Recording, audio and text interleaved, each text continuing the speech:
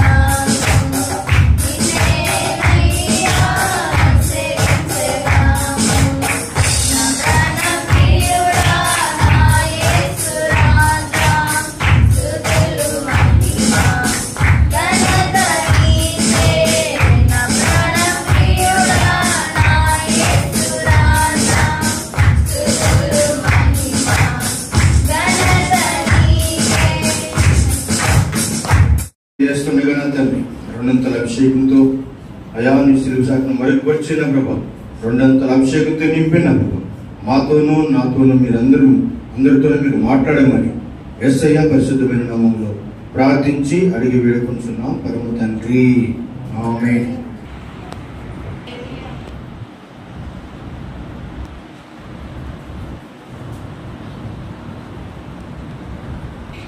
మనం వచ్చినాం. ఈ యవనస్తుల కూడిక ఏర్పాటుకి కారణం ఏంటంటే ప్రతి యవనస్తుడు దేవుడిలో తనను తాను తెలుసుకొని దేవుని యందు భయభక్తి కలిగి ఎదగడం కోసము దేవుని యొక్క సేవకులు ఎంతో ప్రయాసపడి ప్రతి ఒక్క యవనస్తుని ఎంకరేజ్ చేయాలని చెప్పి ఈ యవనస్తుల కూడిక ఏర్పాటు చేయడం జరుగుతుంది. కాబట్టి ఈ సమయాన్ని మనం వృధా చేయకుండా దేవుని మాటలు మనం విందాం. సామెతల గ్రంథము 9వ అధ్యాయము 10వ వాక్యం ఒకసారి చదువు. సామెతల గ్రంథము 9వ అధ్యాయము 10వ వాక్యం ఒకసారి చదువు. యెహోవా యందు భయభక్తులు కలిగి ఉండుటయే అజ్ఞానమునకు మూలము, పరిశుద్ధ దేవుని గురించిన తెలివియే వివేచనకు ఆధారము. హల్లెలూయా. జ్ఞానవంతులుగా మార్చబడాలి అన్నా, వివేకవంతులుగా తీర్చిదిద్దబడాలి అన్నా అవి ఎక్కడి నుంచి లభిస్తాయి అంటే అది యెహోవా దేవుని యందు నిక్షిప్తమై ఉన్నాయి. మనం ఏదన్నా పొందుకోవాలి, ఒక తెలివిగా మనం ఉండాలి, జ్ఞానము కలిగి ఉండాలి. జ్ఞాన ఐశ్వర్యవంతములు యెహోవా యందు నిక్షిప్తమై ఉన్నవి. హల్లెలూయా. కాబట్టి మనం ఏదైతే పొందబోతున్నామో, మనం ఏదైతే దేవుని దగ్గర నుంచి పొందుకోవాలి అనుకుంటున్నామో దానికి కారణం ఏంటి అంటే యెహోవా యందలి భయభక్తులు కలిగి ఉంటాయి. ఎవరు దేవుని యందు భయభక్తులు కలిగి ఉంటారు, ఎవరు దేవుని మార్గం యందు భయభక్తులు నీతి నిబద్ధత కలిగి ఉంటారో వారందరికీ దేవుడు ఏం ప్రసాదిస్తాడంటే జ్ఞానమును, ఐశ్వర్యమును, వివేచనను దేవుడు బహుబలంగా ప్రసాదిస్తాడు అన్నమాట. మనము యవ్వన కాలంలో ఉన్నప్పుడు మనము ఎక్కువగా దేంతో యుద్ధం చేస్తామంటే మన ఆలోచనలతో మనం ఎక్కువ యుద్ధం చేస్తూ ఉంటాం. మనం ఎక్కువ దేని గురించి ఇబ్బంది పడతామంటే మన మైండ్ లో ప్రాసెస్ అయ్యే విషయాల గురించి ఎక్కువ ఇబ్బంది పడతా ఉంటాం. ఎప్పుడు కూడా సమాజం ఒకటి చెప్తా ఉంటుంది, మన ఇంట్లో వాళ్ళు ఒకటి చెప్తా ఉంటారు, మన మైండ్ ఒకటి చెప్తా ఉంటుంది, మన మనస్సాక్షి ఒకటి చెప్తా ఉంటుంది.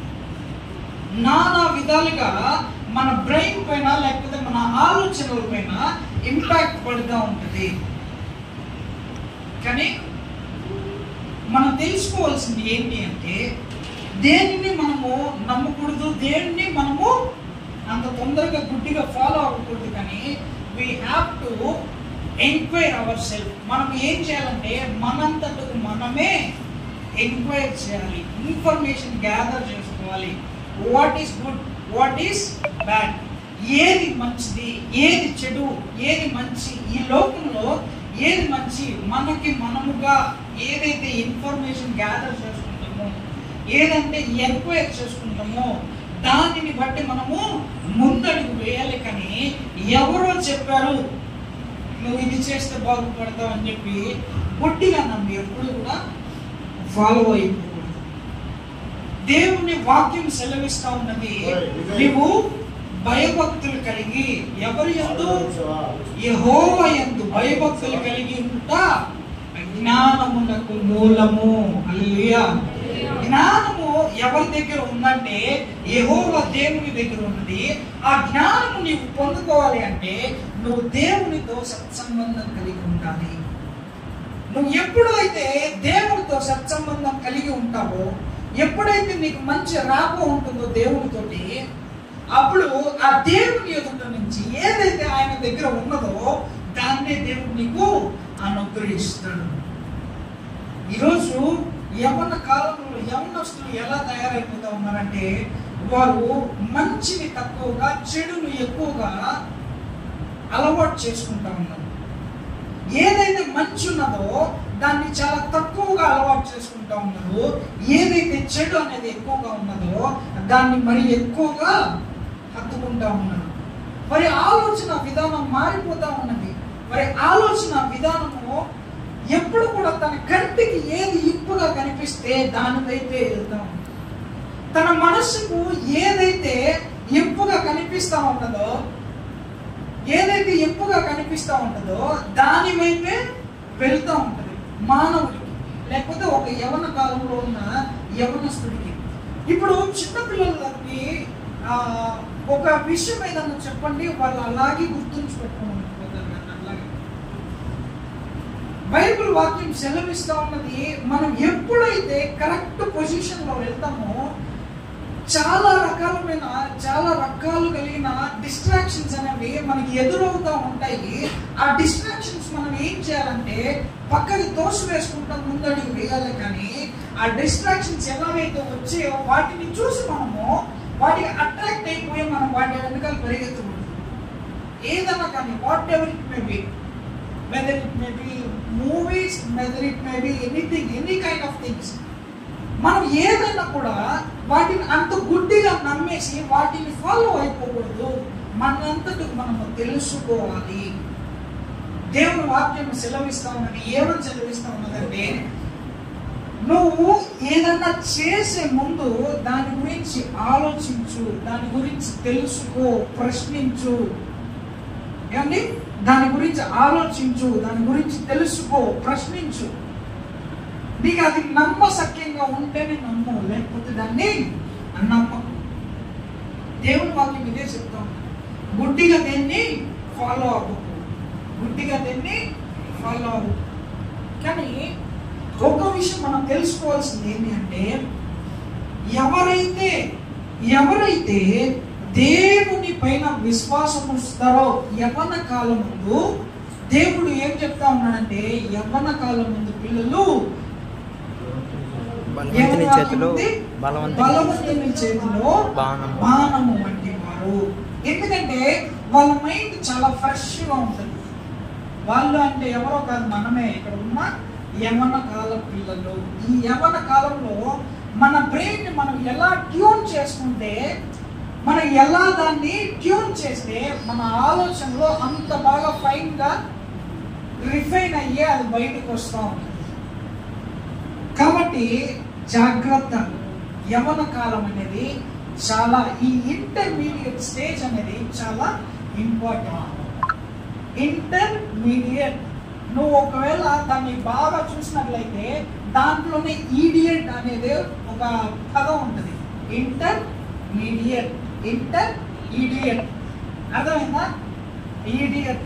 ఒకవేళ అలా ఉండిపోవాలనుకుంటే నీ ఇష్టం, నువ్వు ఎలా అన్నా బ్రతికేయచ్చు. కానీ దాన్ని దాటుకొని ఎవరైతే వస్తారో, ఆ ఇంటర్మీడియట్, ఆ ఈడియట్ అనే స్టేజ్ నుంచి ఎవరైతే దాటుకొని బయటకు వస్తారో, దాన్ని కంప్లీట్ గా దాన్ని పక్కన తోసేసి ఎవరైతే బయటకు వస్తారో వారు విజ్డమ్ అండ్ నాలెడ్జ్ పొందుకుంటారు. అర్థమైందా? ఎవరైతే ఆ మిడిల్ స్టేజ్ నుంచి దాటుకొని బయటపడతారో వారు దేన్ని గెయిన్ చేస్తారంటే విజ్డమ్ అండ్ నాలెడ్జ్ గెయిన్ చేస్తూ ఉంటారు. కాబట్టి ఆ విజ్డమ్ అండ్ నాలెడ్జ్ ఎవరికైతే మనకు దొరుకుతుందంటే ప్రభు అయిన యేసుక్రీస్తు ద్వారా. హల్లెలూయా, హల్లెలూయా.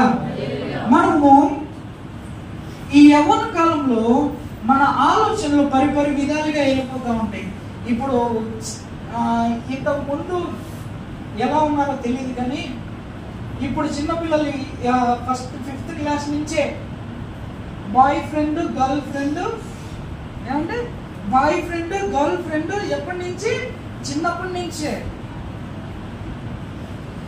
ఇప్పుడు జనరేషన్ జెన్జీ అంటున్నారు. వాళ్ళని ఏమంటున్నారు? జెన్జీ అంటున్నారు. అన్ని షార్ట్ ఫామ్సే, ఏది ఫుల్ ఫామ్స్ లేదు, అన్ని షార్ట్ ఫామ్సే. కాబట్టి ఈ కాలపు పిల్లలు ఎలా తయారైపోతున్నారంటే ఆ యవ్వన ప్రాయంలోనే, ఆ టీనేజ్ లోనే వారు ఈ లోకంలో పరిపరి విధాలుగా సమాజం ఒకటి చెప్తా ఉంటుంది, ఇంట్లో పేరెంట్స్ ఒకలాగా చెప్తా ఉంటారు, బయట మన ఆలోచనలు ఒకలాగా ఉంటాయి, మన మనసు ఒకలాగా చెప్తా ఉంటుంది. నాలా విధాలుగా బయట సమాజం ఏమంటుంది, ఇప్పుడు కాకపోతే నువ్వు ఇంకెప్పుడు ఎంజాయ్ చేస్తావంటే చెప్పి బయట సమాజం మనకి నేర్పిస్తూ ఉంటుంది. ఇప్పుడు కాకపోతే ఇంకెప్పుడు, వెన్ విల్ యూ ఎంజాయ్. అలాగా ఇంట్లో వాళ్ళు ఏమంటారు, నువ్వు ఇప్పుడు బాగా చదువుకుంటే రేపొద్దున సంతోషంగా ఉంటావు అని చెప్పి ఇంట్లో వాళ్ళు ప్రాకులాడుతూ ఉంటారు. మన ఆలోచనలు ఎటువైపు ఉంటాయి అంటే, ఎంతసేపు ఈ చదువేనా, ఎంతసేపు ఇక్కడ కూర్చొని ఈ చదువేనా, లేకపోతే ఎంతసేపు ఈ చర్చ్లోనేనా, ఈ చర్చ్ మీటింగ్స్ ఏనా, ఇవేనా, నా లైఫ్ ఇంతేనా అని చెప్పి మన ఆలోచిస్తూ ఉంటాయి. మన మనసు ఏం చెప్తా ఉంటుంది తెలుసా? జాగ్రత్త, జాగ్రత్త, జాగ్రత్త పడు, నువ్వు చేస్తున్నది తప్పేమో ఆలోచించుకో అని చెప్పి మన మనసు మనకి చెప్తా ఉంటుంది. మనసు సాక్షి. ఏది ఫాలో అవ్వాలో తెలియదు, ఏది ఫాలో అయితే ఏం జరుగుతుందో తెలియదు. కాబట్టి యవనస్తులారా, మీరు జాగ్రత్త కలిగి జీవించాలి, జాగ్రత్త కలిగి మెస్సులు పోవాలి. There is lot of examples. యవనస్తులకి చాలా ఎగ్జాంపుల్స్ ఉన్నాయి.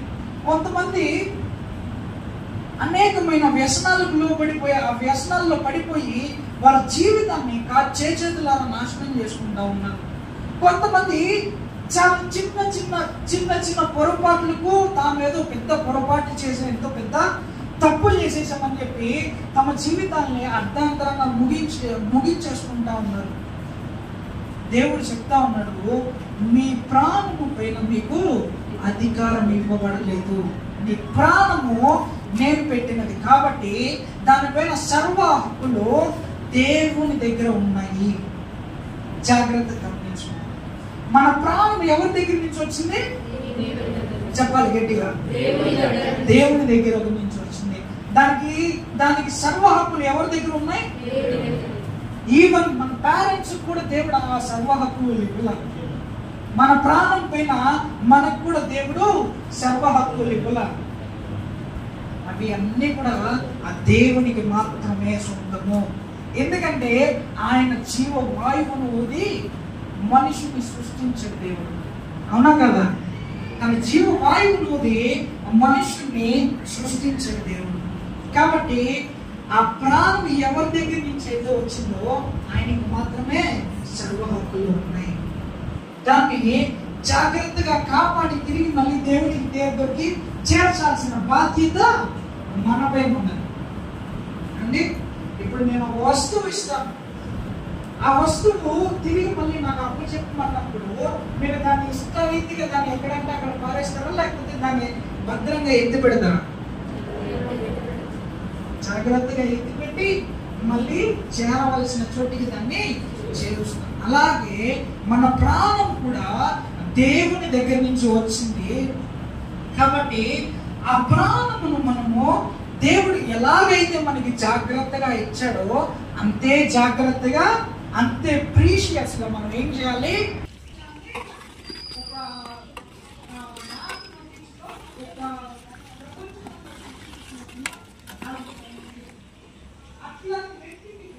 తన బ్రెయిన్ ని యూజ్ చేసింది ఓన్లీ 4% మాత్రమే అంట.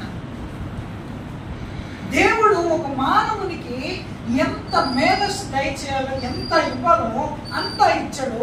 But we have to utilize. మనమే దాన్ని యూటిలైజ్ చేసుకోవాలి. మనమే దాన్ని లేపాలి, నిద్ర లేపలే, ఓయ్ బాబు లే అనేసి. అర్థమైందా? మనం ఎప్పుడైతే కామ్గా ఉండిపోతామో మన బ్రెయిన్ కూడా అదే స్టేట్ లోకి వెళ్ళిపోతుంది. దాన్ని మనము లేపాలి, నిద్ర లేపాలి. లే, దేవుడు నీకు ఇచ్చిన పని వేరు, లే. దాన్ని ఎప్పుడైతే మేల్కొలుపుతామో దానికి కావాల్సినంత దేవుడు దానికి దయచేస్తామంటాడు. కాబట్టి మనం తెలుసుకోవాల్సింది ఏంటి అంటే మనము దేవుని యందు భయభక్తులు కలిగి ఉండటం. ఇంకో వాక్యం చదువుకుంటున్నాము. లూకా సువార్త 2వ అధ్యాయము, కొరింథీయులకు రాసిన పత్రిక 3వ అధ్యాయము 19వ వాక్యం ఒకసారి చదువుకుందాం. కొరింథీయులకు రాసిన మొదటి పత్రిక 3వ అధ్యాయము. ఈ లోక జ్ఞానము దేవుని దృష్టికి వెర్రితనమే. జ్ఞానులను వారి కుయుక్తిలో ఆయన పట్టుకొనును, మరియు జ్ఞానుల యోచనలు వ్యర్థములని ప్రభువులకు తెలియదు అని వ్రాయబడి ఉన్నది. చాలు. ఇక్కడ చూడండి, ఈ లోక జ్ఞానము దేవుని దృష్టికి వెర్రితనమే, జ్ఞానులను వారి కుయుక్తిలో ఆయన పట్టుకొనును, మరియు జ్ఞానుల యోచనలు వ్యర్థములని ప్రభువునకు తెలియను అని వ్రాయబడి ఉన్నది. కాబట్టి ఎవడును మనుష్యుని యందు అతిశయింపకూడదు, సమస్తమును మీవి. హల్లెలూయా, హల్లెలూయా. ఎవ్రీథింగ్ ఇన్ దిస్ వరల్డ్, ఈ ప్రపంచంలో ఏదున్నా మనం అనుకుంటాం, వా ఎంత గొప్పది ఇది ఎంత గొప్ప. కొంతమంది సిటీస్ చూసి ఆశ్చర్యపోతా ఉంటారు, బికాస్ ఆఫ్ ద ఆర్కిటెక్చర్ చూసి ఆశ్చర్యపోతా ఉంటారు. కొంతమంది కొన్ని మ్యూజియంస్ చూసి ఆశ్చర్యపోతా ఉంటారు, కొన్ని కట్టడాలను చూసి ఆశ్చర్యపోతా ఉంటారు, దాని యొక్క ఇంజనీరింగ్ మార్వెల్ చూసి ఆశ్చర్యపోతా ఉంటారు జనాలందరూ. కానీ అవన్నీ దేనికి పనికి వస్తాయంట? ఆ దేవుని ముందు అవన్నీ వ్యర్థము అండి. దేవుని ముందు అవన్నీ వ్యర్థము. దేవునికి ఇంపార్టెంట్ ఏంటి అంటే ఇట్ ఈస్ యువర్ హార్ట్. ఏదైతే నీ హృదయంతోటి నువ్వు చేస్తున్నావో అది ముఖ్యము. దేవుని వాక్యం సెలవిస్తా ఉన్నది, నీ పూర్ణ మనస్సుతోనూ నీ పూర్ణ హృదయంతోనూ యెహోవాను ఆరాధించాలి అని చెప్పి దేవుని వాక్యం సెలవిస్తా ఉన్నది. మనుషులు ఏం చేస్తా ఉన్నారు? ఈ లోకాన్ని చూసి లేకపోతే ఈ లోక అందాలను చూసి వారు ఇదే గొప్పది అని చెప్పి అనుకుంటా ఉండొచ్చు.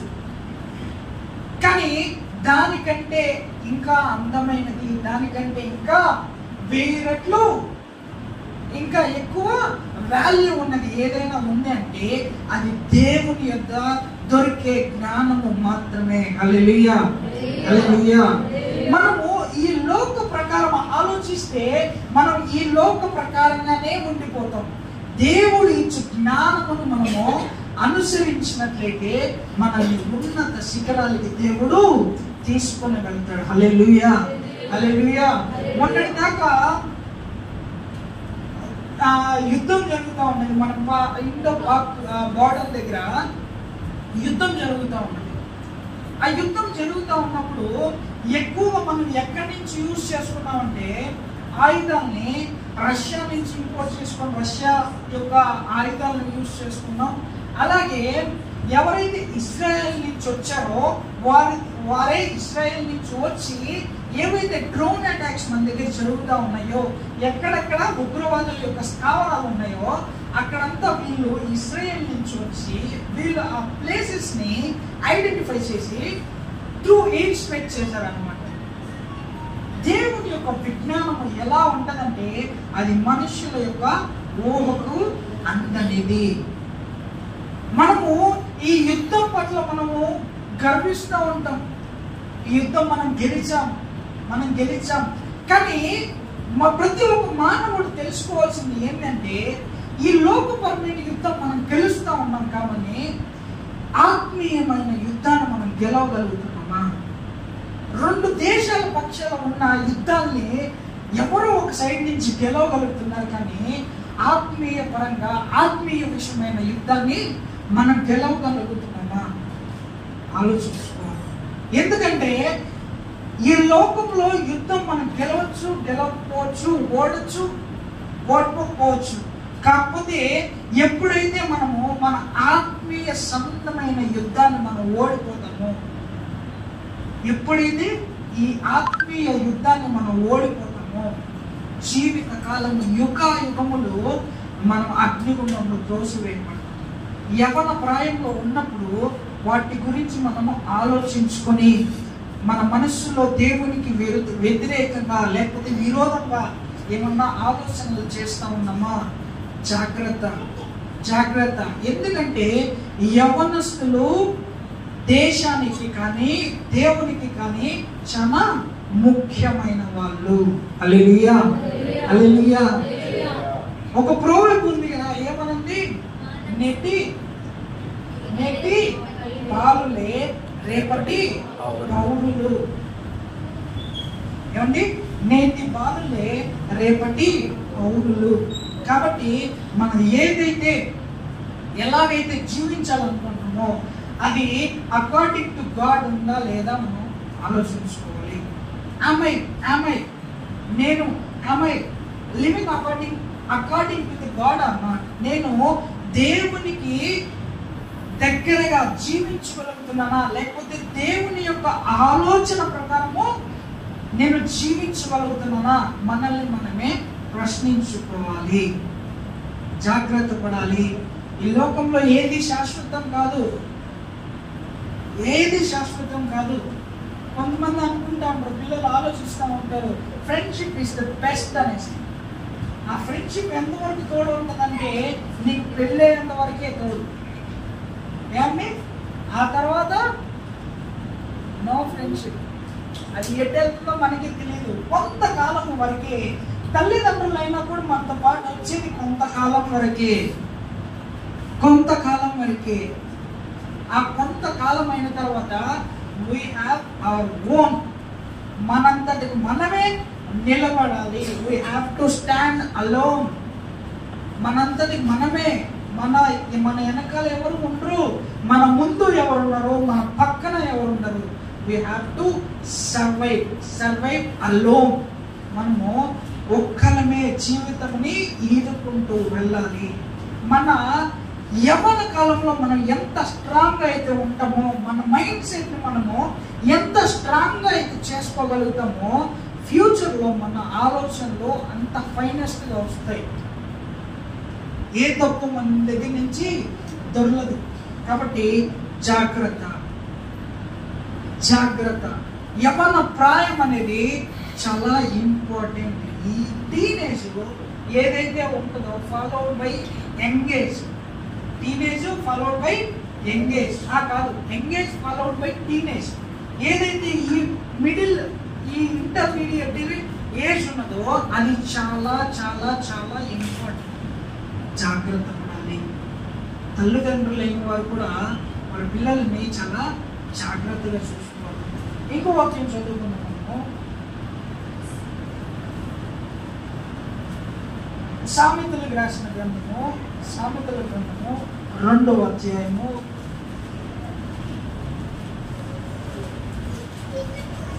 2వ వాక్యం వచ్చారు చదువు. సామెతలు 2వ అధ్యాయము 2వ వాక్యం వచ్చారు. జ్ఞానమునకు నీ చెవి యొగ్గి హృదయపూర్వకముగా వివేచనను అభ్యసించిన ఎడల, తెలివికై మొరపెట్టిన ఎడల, వివేచనకై మనవి చేసిన ఎడల, వెండిని వెతికినట్లు దాన్ని వెతికిన ఎడల, దాచుబడిన ధనమును దాన్ని వెతికిన ఎడల, యెహోవా యందు భయభక్తులు కలిగి ఉండుట ఎట్టిదో నీవు గ్రహించదవు. దేవుని కూర్చిన జ్ఞానము నీకు లభించును. యెహోవా ఏ జ్ఞానం ఇచ్చువాడు, తెలివియు వివేచనయు ఆయన నోటి నుండి వచ్చును. హల్లెలూయా, హల్లెలూయా. తెలివియు జ్ఞానము ఎక్కడి నుంచి వస్తున్నాయంట? ఆయన నోటి నుంచి వస్తా ఉన్నాయంట. మనం దేన్ని వెతకాలి? ఈ యవ్వన ప్రాయంలో మనం వెతకవలసిన ఆలోచనలు, విషయాలు ఏంటి అంటే జ్ఞానమును వెతకాలి. అంటే జ్ఞానమును వెతకాలి, వివేచనను వెతకాలి, ఆలోచనను వెతకాలి.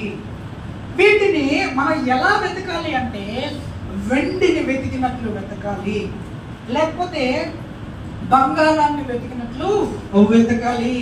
దేవుడు చెప్తా ఉన్నాడు, నువ్వు కష్టపడు. ఏదైతే నువ్వు జ్ఞానాన్ని పొందుకోవాలి అనుకుంటున్నావో ఆ జ్ఞానము కొరకు కష్టపడు. ఒకవేళ నువ్వు సబ్జెక్ట్స్ లో వీక్ గా ఉన్నావేమో ఆ సబ్జెక్ట్స్ కోసం కష్టపడి దాన్ని అర్థం చేసుకోవడానికి ట్రై చేయి. ఎప్పుడైతే if you put your efforts in that, దేవుడి దగ్గర నుంచి నువ్వు పొందుకోవాల్సిన మాటలు లేకపోతే జ్ఞానము ఆయన నోటి నుంచి ఆటోమేటిక్ గా దేవుడు ప్రసాదిస్తాడు. హల్లెలూయా. మనం ఏం చేయాలంటే శక్తి వంచన లేకుండా మనము దాని గురించి ప్రాకులాడాలి, ప్రయాసపడాలి. ఆ ప్రయాసానికి ఫలితంగా దేవుడు మనకి జ్ఞానాన్ని దయచేస్తాడు. ప్రయాసము ముఖ్యము, దాని కొరకు మనము చేయు పని ముఖ్యము. దేవుడు అక్కడ ఏం చెప్తా ఉన్నాయి చూడండి అక్కడ తెలివికై మొరపట్టిన ఎడల, వివేచనకై మనవి చేసిన ఎడల, వెండిని వెతికినట్లు దాన్ని వెతికిన ఎడల, దాచబడిన ధనమును వెతికినట్లు దాన్ని వెతికిన ఎడల, యెహోవా యందు భయభక్తులు కలిగి ఉండుట ఎట్టిదో నీవు గ్రహించదము. దేవుని గూర్చిన విజ్ఞానమును నీకు లభించును.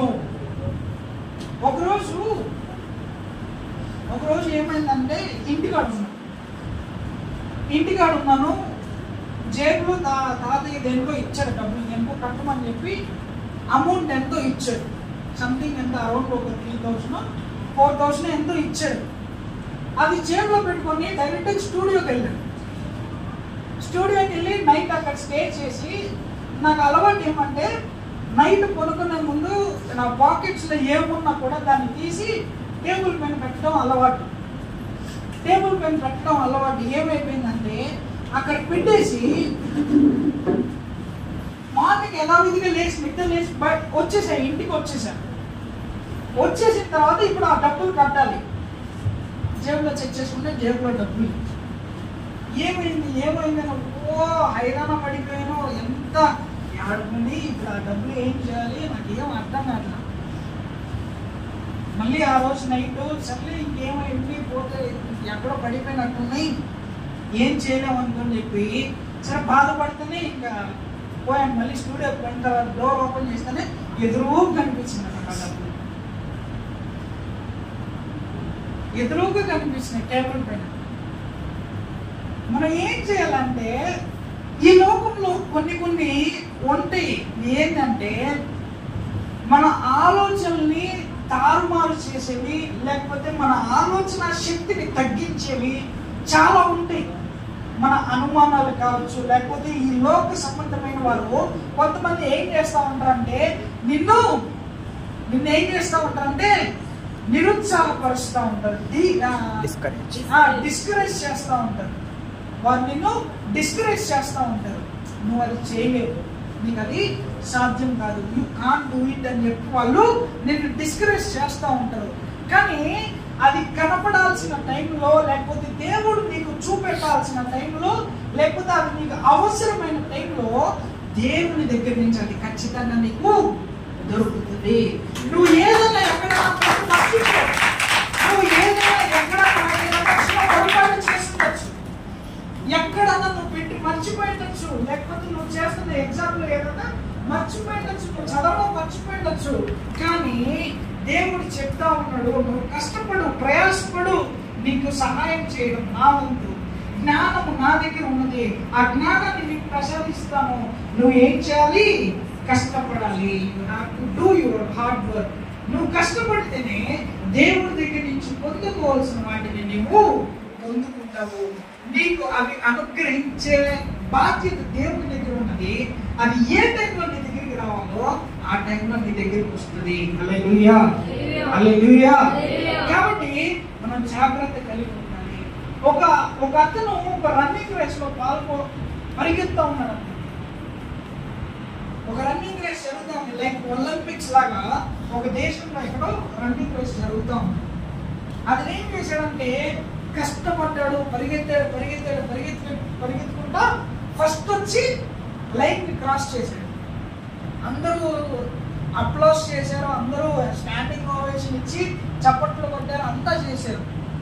కానీ అతను మెడల్ తీసుకొని నైట్ వెళ్ళిపోయిన తర్వాత మళ్ళీ మరుసటి రోజు గవర్నమెంట్ ఏం చేసిందంటే దాన్ని తీసుకొచ్చి అతని దగ్గర నుంచి ఆ మెడల్ ఏదైతే వాళ్ళు అతను ఫస్ట్ వచ్చాడని చెప్పి మెడల్ ఇచ్చారో ఆ మెడల్ని గవర్నమెంట్ వెనక్కి తీసుకునేసిన్నారు.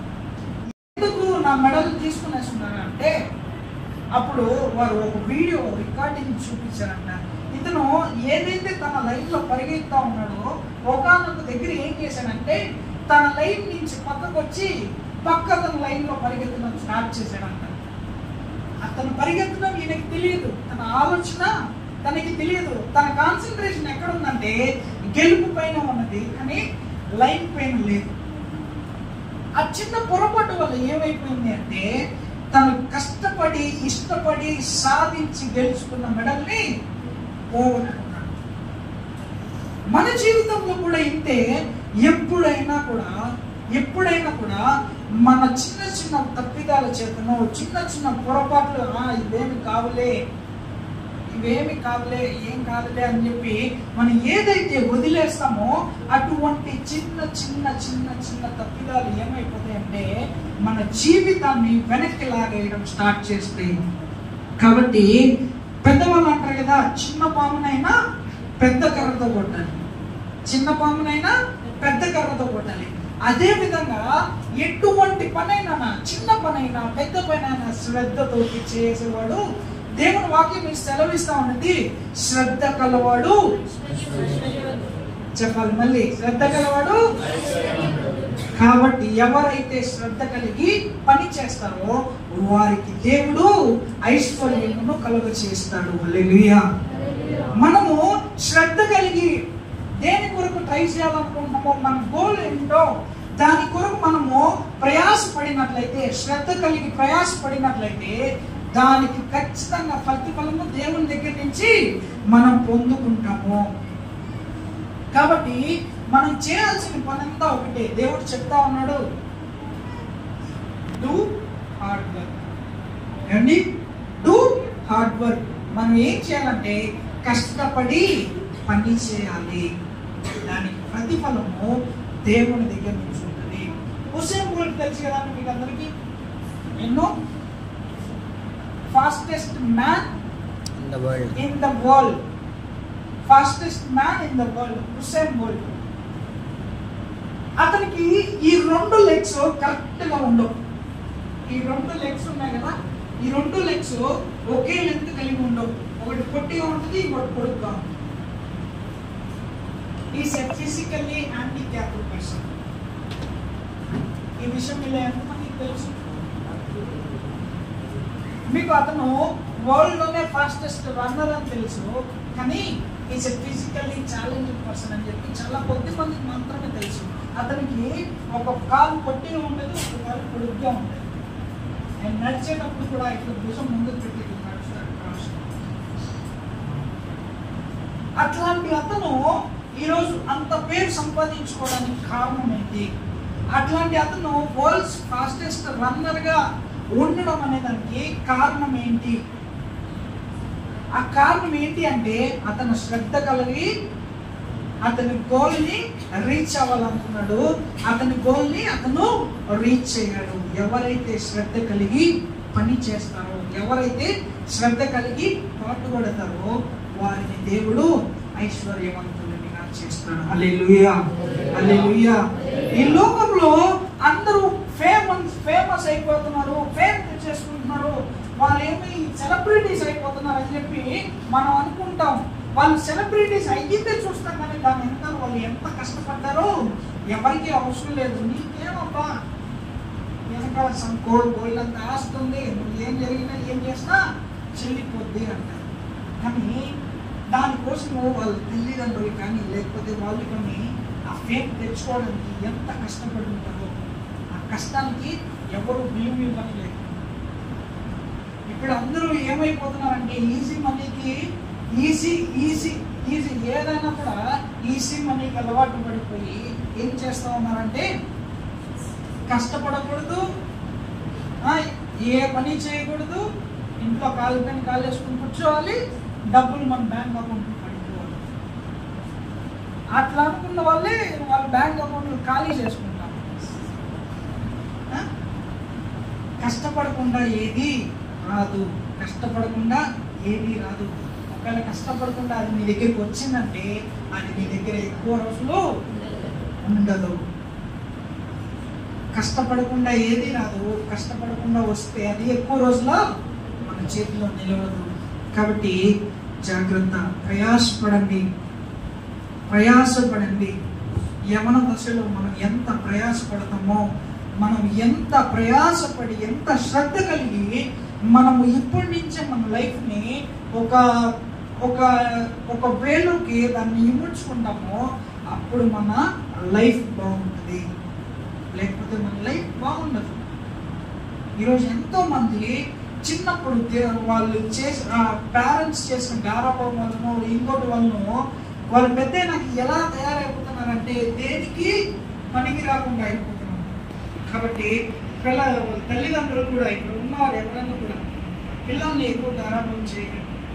బుద్ధి చేయాల్సిన టైంలో బుద్ధి చేయాలి, బెత్తం ఆడాల్సిన టైంలో బెత్తం ఆడాలి. కాబట్టి యవనస్తులారా దేవుని మాటను పెడచడం పెట్టండి. ఇంకా మాట చదువుతున్నాము, అక్కడే చూడండి 7వ వచనంలో 2వ అధ్యాయం 7వ వచనంలో ఆయన యథార్థవంతులను వర్ధిల్లును చేయును, యుక్త మార్గము తప్పక నడుచుకుని వారికి ఆయన కేడముగా ఉన్నాడు. న్యాయము తప్పిపోకుండా ఆయన కనిపెట్టును, తన భక్తుల ప్రవర్తనను ఆయన కాచును. హల్లెలూయా. ఆయన ఎవరిని లైక్ చేస్తాడంట? యథార్థవంతుల్ని. ఎవరైతే యథార్థమైన వారిగా జీవిస్తారో నీతిమంతులు ఆయనకి ఇష్టలు. నీతిమంతులుగా ఎవరైతే జీవిస్తారో, యథార్థవంతులుగా ఎవరైతే జీవిస్తారో వారిని దేవుడు శ్రద్ధగా ఆయన చూస్తూ ఉంటాడు, గమనిస్తూ ఉంటాడు. ఇడు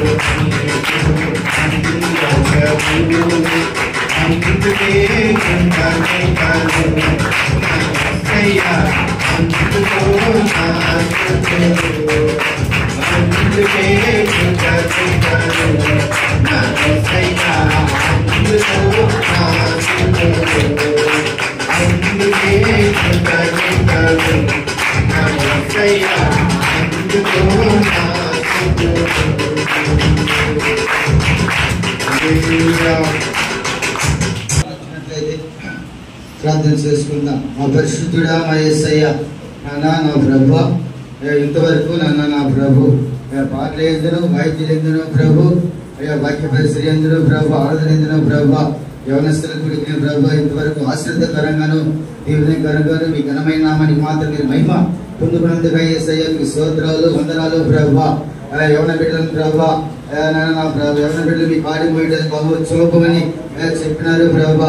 యవన బిడ్డలను ప్రభు సాతాను ఊరిలో నశించుకోకున్నట్టుగా ప్రభు, అయ్యా నాన్న యవన బిడ్డ ప్రభు, నాన్న ప్రభు సాతాను ఎవరిని విభజన ఎవరిని నాశనం చెందరని ఎదురుస్తుంది ప్రభు. సాతాను ఊరిలో యవన బిడ్డ ఎవరు నశించుకోకున్నట్లుగా ప్రతి ఒక్కరిని ప్రభు కంటికి రెప్పలాగా యేసయ్య, అయా వారి ప్రతి ఒక్కరి ప్రభు మీ కృపలో అయా నాన్న ప్రభు భద్రపరిచి ప్రభు మీకు సాక్షులుగా అయా ప్రతి దినమంతా యేసయ్య మీకు సాక్షులుగా వారు జీవించండి సహాయం చేయమని ప్రార్థిస్తున్నాం. ఎన్ని శ్రమలను ఎన్ని శోధనలను అయ్యా ఎన్ని ఇబ్బందులను ప్రభువులు యవన బిడ్డలు ఎదుర్కొని ప్రభు మీ మీకు సాక్షులుగా వాళ్ళ జీవిత కాలం అంతయు మీకు ఇష్టలుగా బ్రతికినట్టుగా సహాయం చేయమని ప్రార్థిస్తున్నామయ్యా. ఎవరి వీళ్ళందరూ దీవించండి, ఆశీర్వదించండి ప్రభా. నాన్న ప్రభు వారికి నాన్న ప్రభు చదువులు దీవించండి ప్రభా. నా ప్రభు చదువుకున్న ప్రతి సబ్జెక్ట్ లో ప్రభు మంచి పాస్ మార్కులు తోడ్పడి సహాయం చేయండి. నా బిడ్డ ఎవరి బిడ్డలో ఆలోచన అంతటి ప్రభు నెరవేర్చమని ప్రార్థిస్తున్నాం. దైవికంగా ఎదురున్నట్టు సహాయం చేయండి ప్రభు. గొప్ప ప్రార్థన బిడ్డగా మీరు సహాయం చేయమని ప్రార్థిస్తున్నాం. ఓ నాన్న ప్రతి ఎవరి బిడ్డలో కనికరం సహాయం చేయమని ప్రార్థిస్తున్నామయ్యా. నా ప్రభు ఎవరి బిడ్డలు దీన మనసుత్వం కలిగిన వారిగా ఉండాలి ప్రభా. వ్యవసాయ చాలినటువంటి ధైర్యమైనటువంటి బిడ్డగా ఉండాలి ప్రభా. కనికరినటువంటి బిడ్డగా ఉండాలి ప్రభా. ఎదుటి వారిని ప్రేమించే మంచి మనసత్వమైనటువంటి వారిగా ఉండాలి ప్రభా. ప్రభు ఈ యవన బిడ్డలు ప్రభా వాళ్ళు భయాన ప్రభా తల్లిదండ్రులకి ఇది సంఘానికి ప్రభు ఆశీర్వాదకరంగా ఉండినట్టు సహాయం చేయమని ప్రార్థిస్తున్నామయ్యా. యవన బిడ్డలు ప్రభా ప్రభా గొప్ప దేవుని యవన బిడ్డలు ప్రభా ప్రభా బిడ్డలు ఆయా దైవికంగా ఎదిగితేనన్న ప్రభా తల్లిదండ్రులకు సంతోషం ప్రభా. సమాజానికి అయా ఆశీర్వదకరం ప్రభా. సంఘానికి ఆశీర్వదకరం ప్రభా. ప్రభా మీ ఆరోగ్యం ప్రకటించబడుతుంది ప్రభా. ప్రభా గొప్ప దేవుడు ప్రభా మీ పిల్లలని ఎవరి బిడ్డలు ప్రభా అయ్యా మీ కార్యమైన సులభం చేస్తారు ప్రభా. ప్రభు బాలుడు 40% రోగం వాడికి నేర్పము వాడు తిరిగి పెద్దవాడినప్పుడు దాని నుండి తొలగిపడి ఉండేవన్నా ప్రభా. వాక్యం ప్రకటించబడుతుంది ప్రభా. వాక్యం